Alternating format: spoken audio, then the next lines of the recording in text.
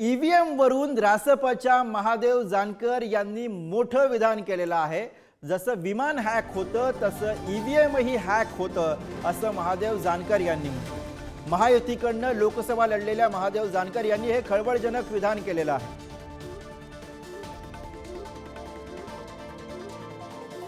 आम्ही काही मिनिमम प्रोग्रामशी जर ते आले तर वेलकम आहे त्यांचं।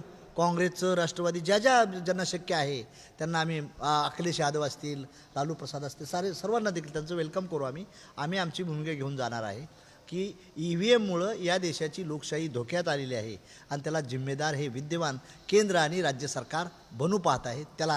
ते आमच्याबद्दल आमची ईव्हीएम हॅक करता येतं। I am also the engineer, I know that.